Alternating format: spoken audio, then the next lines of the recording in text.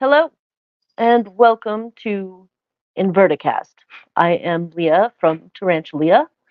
Also, I'm your host today, and today's a little different. We are going to be discussing a topic that's not directly related to invertebrates or, as our pets like tarantulas and centipedes, millipedes, all those things.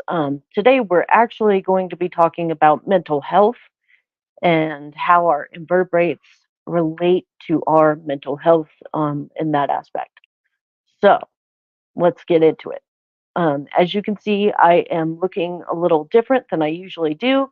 I'm not wearing my hat. I'm not like totally done up and everything like that. So I'm not super pretty at the moment, and it's mainly because this face right here is literally what mental health really does look like. I do have a couple of mental illnesses, so depression and anxiety.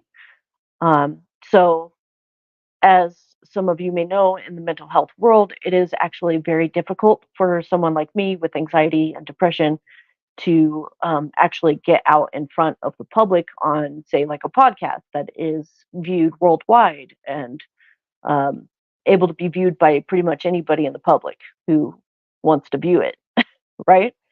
So, with that being said, I will just say that it's a daily struggle, and a lot of us deal with it, and sometimes it's not pretty. Um, Actually, a lot of times it's not pretty, and it's hard. It's a hard. This is a very heavy topic for a lot of people, but we are going to tackle this topic. Um, as you can see, I am not wearing my hat. I usually have a hat on. Um, and that also is kind of something that I use with my mental health to kind of help protect me or shield me, if you will. Like, I feel a lot more secure with a hat on. However, I wanted to embrace this topic and this podcast with no masks, no shields, uh, no holds bar, if you will. So this is depression. Uh, every day, I actually do struggle sometimes to get up and out of bed. I have a lot of struggles that I cope with. I have social anxieties. I have, um, trouble sometimes communicating exactly what I'm feeling and how that's going. So you might be wondering, how on earth does this relate to invertebrates? Well, I'm going to tell you. Uh, there have been many studies by many different organizations. The Mental Health Association, I think the American Heart Association has also done studies into this as to how our pets and animals that we care for actually help our mental health and how they affect our mental health. So I'm going to give some statistics here. So there was a survey done uh, talking to people with pets, and half of them, so 50% of the people surveyed with pets, had dogs. So 50% have dogs, and 35% have cats, and 31% had no pets, and then 3% had other pets. So that 3% is kind of where we fall as far as like other pets. So that would be birds, reptiles, invertebrates, maybe even, sugar gliders, that they're exotic animals. They're not super common in the pet trade or the pet world, as a lot of us know. So, of those 100% of people surveyed who have pets, 86% of them reported that pets have a mostly positive impact on their mental health. And I actually will attest to this because my cats and my dog, and especially my tarantulas, really do provide a lot of support and help as far as that goes. One of the main reasons that the tarantulas and invertebrates help me with my mental health is that when you are, say, rehousing a tarantula or even feeding your tarantulas, first off, it's it's definitely something that needs to happen consistently, like on a very consistent basis. So you can't just neglect a tarantula and expect them to live. That's not going to happen. They will die, because a lot of them also are moisture dependent. So they need that weekly feedings and waterings and stuff to keep them healthy and alive, obviously. Also, I feel that when I'm feeding or rehousing my tarantulas, that it really helps to keep me grounded here on Earth. It keeps me in the moment and it keeps me present. So I'm focused on something that I love, and I'm focused on something that, potentially could bite me and be somewhat hazardous to my health in that way. But being in the moment and being present in that time space really really helps to keep my mind active, and it also keeps me from drifting off into thoughts that could be detrimental. So a lot of people with anxiety or ADHD, and definitely depression, I can speak on that firsthand. We have a tendency to allow our mind to wander. So we have this inner dialogue that is happening all the time, constantly, 100%. So sometimes that inner dialogue is not always very positive, and so it can be very detrimental. I call it the downward spiral. Yes, Nine Inch Nails, I'm talking to you. That album is definitely uh, the title of the album is the perfect title for what those lingering thoughts can do, because what they do is you're thinking of all these negative things. Sometimes it's, oh my gosh, I need to do the dishes, I've got laundry, I've got to go to work, I've got to get ready for this, yada yada yada, all these negative things, or like a to-do list that just continue to circle throughout your mind. Whereas when I am focused on my tarantulas, I'm only thinking about my tarantulas. I'm only thinking about, all right, I'm accomplishing something. I'm helping to care for these creatures that I love, and that also provides a sense of um, accomplishment. So when you have a tarantula that grows from a sling all the way to an adult, and you're the one keeping and taking good care of it, once it reaches that adult stage, then you know you're doing something right. So that sense of accomplishment is actually really healthy, for mental health, but also for self-esteem, which is another thing that a lot of people who do have mental health struggles definitely struggle with self-esteem. So tarantulas, in a way, and invertebrates, raising them throughout their entire life cycle, is a way that we can raise our mental health and self-esteem. All right, so the next factoid or uh, statistic that I have for you, that 88% of pet owners and invertebrate keepers studied, they consider their pets as part of their family, which is wonderful. And there are some key benefits for this. They help reduce stress and anxiety. And 69% have reported that they provide a type of unconditional love and support. Again, I agree with this because my dog and my cats are definitely very loving and supportive. They know when I'm having a bad day or if I'm having a bad time, they'll come and sit by my bed. Now, how does that relate from invertebrates? Um, well, I will tell you, my invertebrates, my tarantulas especially, know what day they are going to be fed. So it definitely comes out in their behavior. Like they will be ready, alert, and awake, and ready to eat. So that's definitely very clear with tarantulas. If you are, observing their behaviors and the like, most tarantulas will be alert and aware of when it's time for feeding and watering. All right. So, again, the people studied, 69% of them say that their animals offer them companionship. You'll have to excuse. my, my family is actually trying to keep my dog from interrupting the podcast, but nevertheless, so anyhow, 69% of people who were in this study have reported that their animals and invertebrates offer them companionship. And I also agree with this, especially more with like our fuzzy furry friends, cats and dogs. But I also do feel like I have a relationship with my tarantulas. I have a Grammostola pulchra who I've named Darth Vader, and she is big and beautiful and absolutely is the star of a show. Like, she knows that when I am interacting with her, she knows that she is being take photographed. She knows that she's being fed and taken care of. Um, so I do feel like I have a very good relationship with her. I have handled her on many occasions. I even have an Aphanopelma chalcodes who would just crawl circles around my arm and web my arm and my hands up and stuff. So this is definitely kind of a companionship type thing. It's a different kind of relationship that than we would have with the cats or dogs, but it's still a relationship nonetheless. So that companionship is definitely there.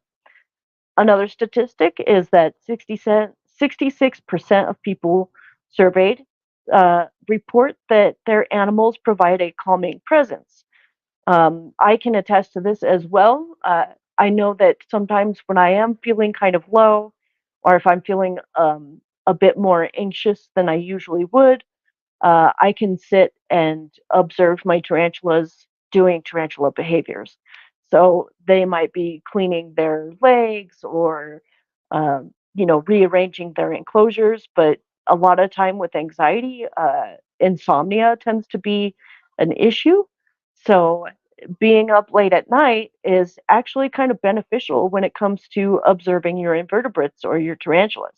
And so for me, in the middle of the night, if I find myself unable to sleep, I typically will be with my tarantulas and observing them uh, doing what they do. So a lot of times, the fossorial tarantulas are going to be creating a burrow and webbing their burrow up a lot deeper, and you can actually watch them bringing dirt up and out of their burrows and creating those turrets that they do, and webbing all around the tunnel of their burrow. So I do really feel that that is a very calming presence, just because of those behaviors. It's really fascinating to watch them really create the environment that they choose to create. Um, that's again, this is just natural tarantula behaviors, but they are just fun to watch. And it's just really interesting to kind of observe those behaviors because then,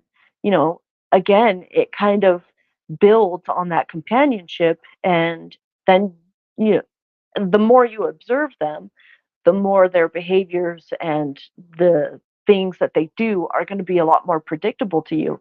And then I feel like I get a sense of what that tarantula is, what it's doing, how it's going to behave when I do interact with them. So you're not super like surprised when your Aphanopelma chalcodes is rearranging its enclosure and tearing down leaves and building a new burrow or moving cork barks around. It's just something that they do, but it's awesome, very calming to watch.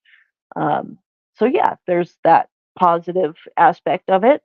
And then 65% of people who were surveyed report that their pets are true friends.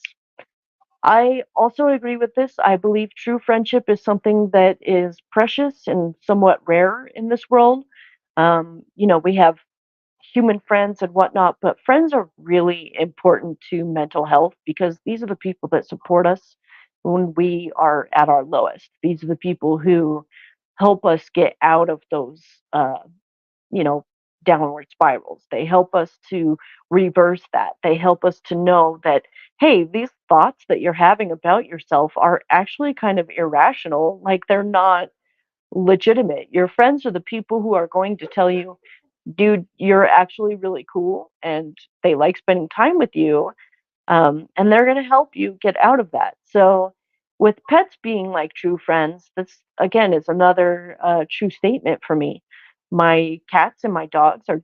My dog is definitely a true friend to me. Like they don't see the negative side of my life, and they another aspect of that is that they're not going to approach me if I am fuming angry or being kind of scary. Like so that true friendship, I mean, even if you do call them, they are going to come over.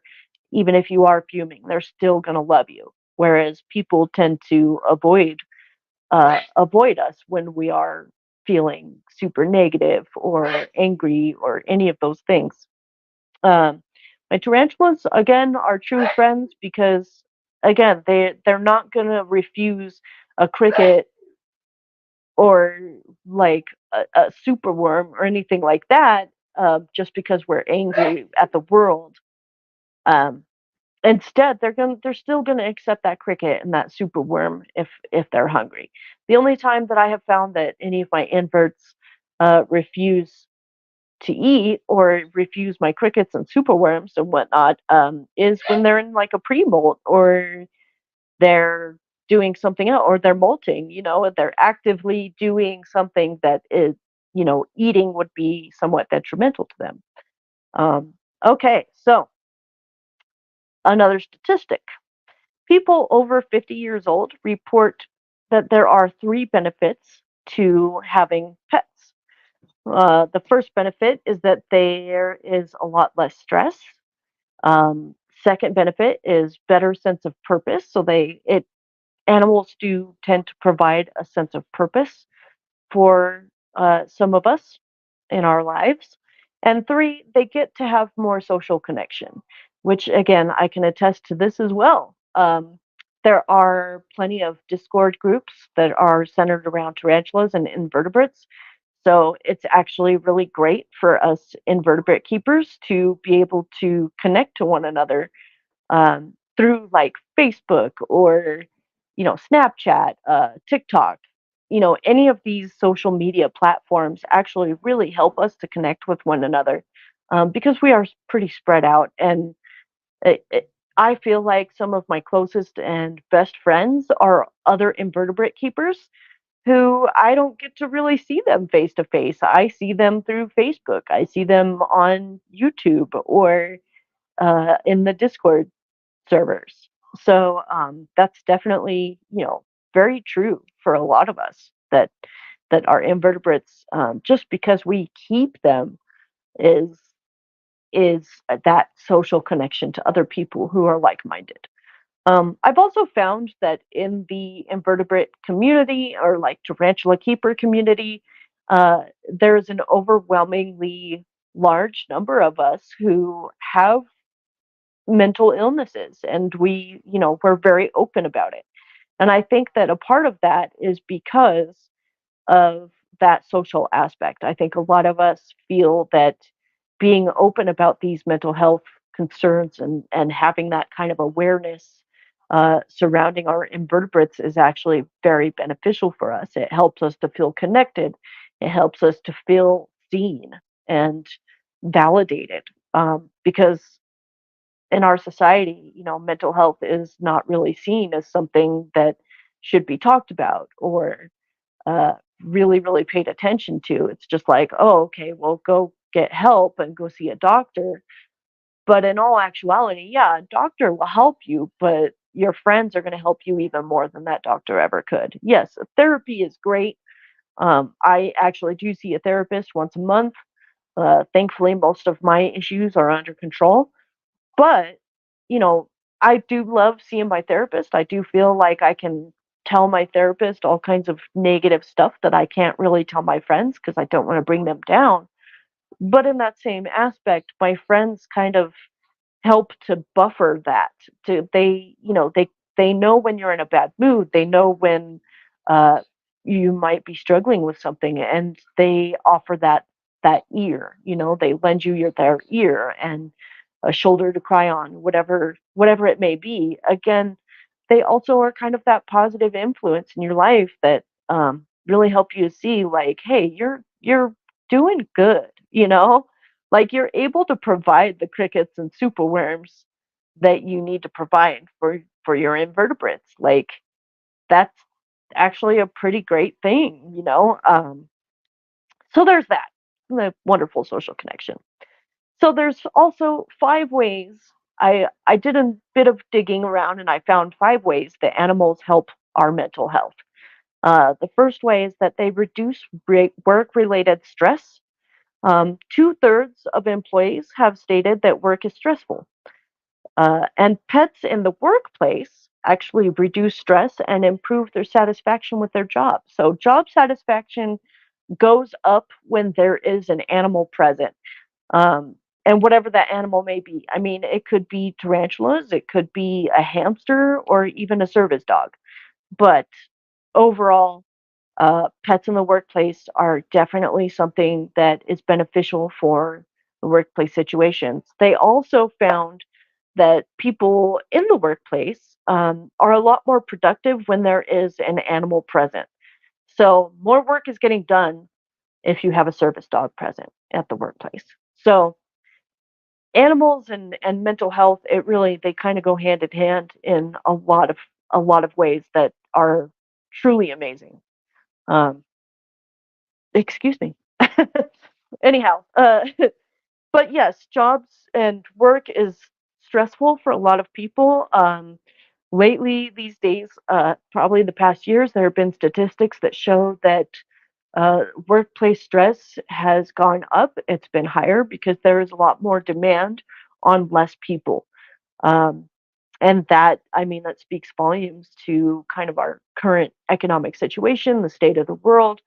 But having those animals present, animal keepers, reducing that work related stress is actually really important and very amazing. Um, Mainly because when you come home and you have your animals, like for me, I've come home and I would feed my tarantulas, which is a positive interaction between me and my invertebrates. And for me, it feels like a more of a sense of accomplishment than what I do at my job. Um, so yeah, okay. So the second benefit is that it can improve productivity. I did kind of touch on this topic a little bit with the reducing work-related stress, but improving productivity is something that I think a lot of people with mental health struggle with. I know for me, with depression and anxiety, I tend to be, sometimes you might consider it kind of lazy, but it's a struggle to actually get those chores done, mainly because, again, that mind, that downward spiral just kind of bogs you down to where you just feel like it's not worth it. And so sometimes we kind of let things go by the wayside only because we're just stressed out about it. And that stress just creates a weight, really heavy weight on our shoulders, which makes us feel like we don't want to even do it to begin with. So motivation is definitely an issue. However, I have noticed that because of my dog, because of my cats, they rely on me in the morning to get up and to feed them and to, provide food and water for them. My cats and my dog, my furry friends here, they eat twice a day. They're on a scheduled feeding. Um, and that actually really depends on me being up and able to feed them and to follow through with that schedule, if you will. So it definitely helps productivity because once I have my animals fed and I'm up and out of bed, then so long as I pretty much avoid um, those negative triggers, if you will, then I can be very productive throughout the day. I find myself being, productive in the living room, cleaning up the messes, vacuuming, maybe doing dishes.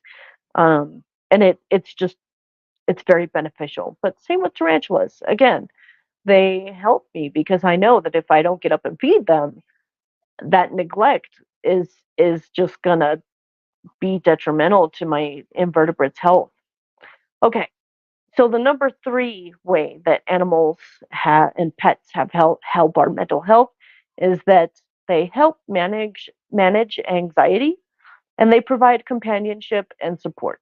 Um, Again, we kind of touched on this topic already, but it's science. It's definitely proven that our animals definitely help with our mental health and our anxiety and those sorts of things. I know for me, I do have a little bit of social anxiety, so it's tough for me to go out into public and talk to people. Even my podcast, obviously, is very public. I'm talking to complete strangers who maybe I don't even know, but you're watching me. Hi. So my animals definitely help to manage that anxiety because if you're out on a walk with your dog per se, or even your adventure cat, there are cats that are do really well on harnesses and leashes. And if you're out and about, people feel that you're probably a little more approachable when you have an animal companion by your side, just because people think that dogs and cats are cute. So they might ask to pet your animal because they want to interact with the animal. Again, it reduces that stress, so it reduces that anxiety when it comes to those social interactions, because then you feel a lot more open to talk to a person, to connect with somebody who, if you didn't have that dog or cat with you, or even your tarantulas, that you probably would not have interacted with them before. All right, so number four, and this is a big one for me, is that our pets help us become more active. The reason to get outside, a reason to get some fresh air, and it improves our mood and sleep. So this is definitely something that hits home for me. When I'm in a very negative mindset, when I'm in that downward spiral, I tend not to leave my house. But uh, with my dog, especially, she definitely helps me to get out of the house, to get moving, to be more active. When I take her on walks, you kind of feel that endorphin rush because you're out and getting that fresh air, getting that sunshine, and walking your dog, which is good for her, or him, whatever dog. uh, Fresh air is also said to be uh, helpful to mental health and anxiety and depression. Getting out with nature, being around other animals. When you're outside of your home, you can actually see the birds that are singing around your neighborhood. You can observe, wild invertebrates like ants or bees or even flies and dragonflies. I know for me, like that is definitely something that is really beneficial in my life. I really enjoy taking pictures of invertebrates. So if I happen to come across like a dragonfly or like a cat-faced orb weaver up in a tree somewhere, I am going to be taking pictures of those beautiful creatures because I just love them that much. And like I said before, it helps me get out of my house, helps me get out of that comfort zone. A lot of times, mental health people really need that help to shake up their routines and uh, help them get out of that funk, if you will. I call it a funk. I don't know if other people call it a funk, but that's what I call it. Um, and the fifth way that our animals help our mental health is that they provide a sense of togetherness. So we don't feel so alone. We get a sense of goodwill, joy, and nurturing and happiness. So again, I agree wholeheartedly with this. I know that all of my animals depend on me completely for their care. They depend on me for their food, they depend on me for water, they depend on me to provide them a nice, warm, safe environment that they can survive and thrive in. And because of that, I have a sense of purpose in my life. I have a sense of, if I don't do this, then it's a sad time. I love each and every one of my tarantulas, and of course, I love my furry friends, my cats, and my dog. And so, because of that, my love for these creatures has really helped to keep me feeling like my life isn't worthless. Um, And that's a big feeling that people get when we have depression and anxiety. We tend to start feeling very worthless, like nothing we do has any meaning, but in all actuality, it really does. Um, I think a lot of time we kind of focus more on like the big picture, the whole world, or like the whole country, rather than just kind of zoning in on your area, your local area, the people in your local area who see you every day, who, you may not know them, they're not even a friend or an acquaintance, but you go to the grocery store and you recognize their faces, they recognize your um, because of those routines, people start to, kind of look forward to seeing you at the store, or maybe they're they look forward to seeing you because they know that you're going to hold the door open for them. These tiny little micro interactions actually have a lot more meaning to people like myself and people with mental health issues, um, because the I call it like the ripple effect. You know what I mean? The ripple effect. And this is definitely something that is very powerful for people like myself, because that ripple effect is powerful, even if it is only localized in your neighborhood. You know, uh, that those ripple when you throw a rock into a lake, the ripples don't go like the strongest ripples are closest to the rock where it actually landed in the lake, right? But the not so strong ripples are very, very far away. Over time, as further those ripples go, the weaker they get. So the next time that you are thinking that your life doesn't have meaning or that you're worthless or hopeless, try to remember that the strongest ripples are the ones that are closest to you. So, like I said, helping that cute old lady across the street, that's that ripple that is really close to you. That's going to have an effect. That's going to help brighten her mood and possibly brighten the mood of people that are closest to her. So that's again a part of those ripples that just kind of go throughout our communities. So it for me, it's very powerful for me to think about the effect that I have on my immediate community rather than the effect I have in the overall community, if you will. So if you ever start thinking that, your life doesn't have meaning, it really does. It really, really does. And I'm here to tell you that, that smile and wave that you gave to that random stranger across the street probably, had a overwhelmingly positive effect on that person.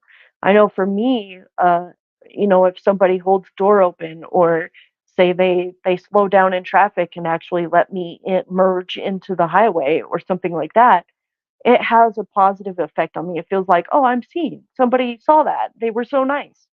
You know, um, it's it's difficult to focus on those positive things because sometimes it feels like those positive interactions are few and far between, but in all actuality, all it takes is for you to be that positive effect. So just holding a door open, smiling at somebody who you don't know, giving them a compliment.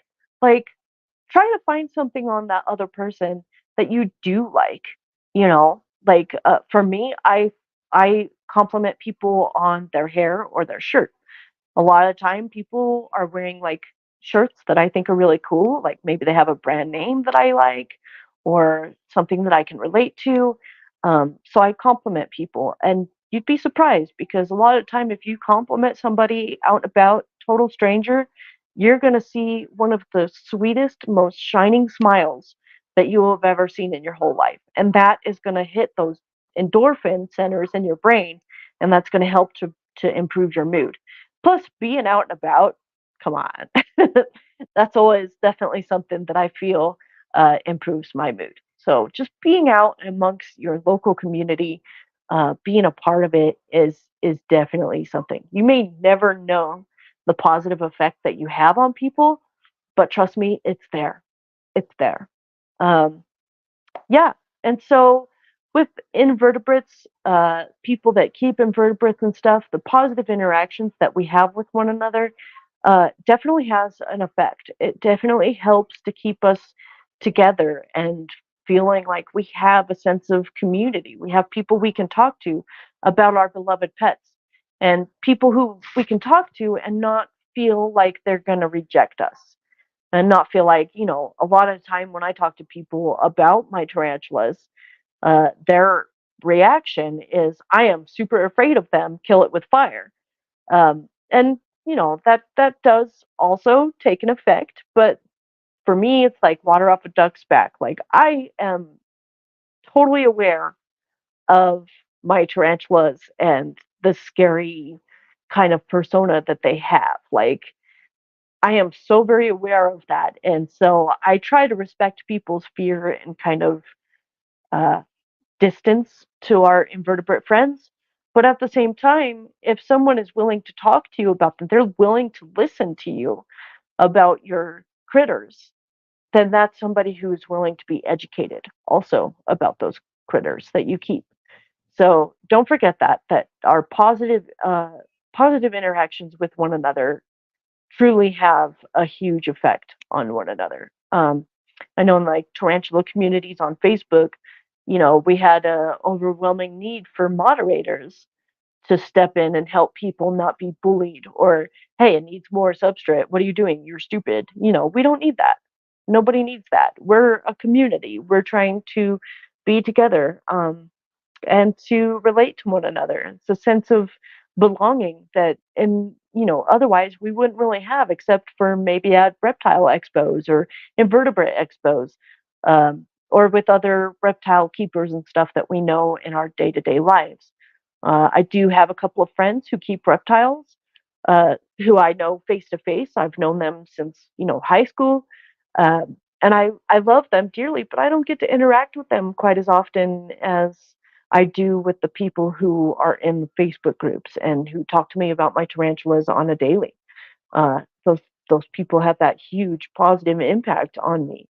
This this podcast is also another positive influence on me. The fact that I am here talking about invertebrates and trying to get information out. Like, we're just trying to educate, making it accessible to anybody, anywhere, at any time. So the fact that I have people in my real life who do watch my podcast and they do watch the videos that I make on Tarantula, and they come and tell me, like, hey, I didn't know that spiders were this cool. Like, I didn't know they were so pretty. I didn't know that they were not quite as dangerous, but I've been watching your channel and now I know, and I'm not quite as afraid. So for me, it kind of keeps me going. I know that you guys, a lot of my audience members, like, kind of depend on uh, watching my videos and the podcast because you're interested and it's fun. You get to learn something new. You get to learn something about a creature that you otherwise would have overlooked. And so for me, that really helps to keep me going. And so I'm here. I love you guys. That is pretty much all I have for pets and mental health and how they help us. If you guys have any other comments about it, feel free to comment down below. Feel free to like and subscribe. I love seeing it. I love interacting with you guys. It really helps my day. As somebody who struggles sometimes with depression and anxiety, those interactions, those comments, even if it's like, hey, thanks for the info, it makes my day. I smile and it makes me super happy. So, yeah, I hope you enjoyed our mental health talk. This is me in the raw. I've got bags and zits galore. But you know what? Like I said, this is what mental health looks like. Uh, and so I'm here to tell you that we're going to be okay. I love all of you. Thank you so much for the support and for watching this podcast. Um, and I will see you guys next week. All right.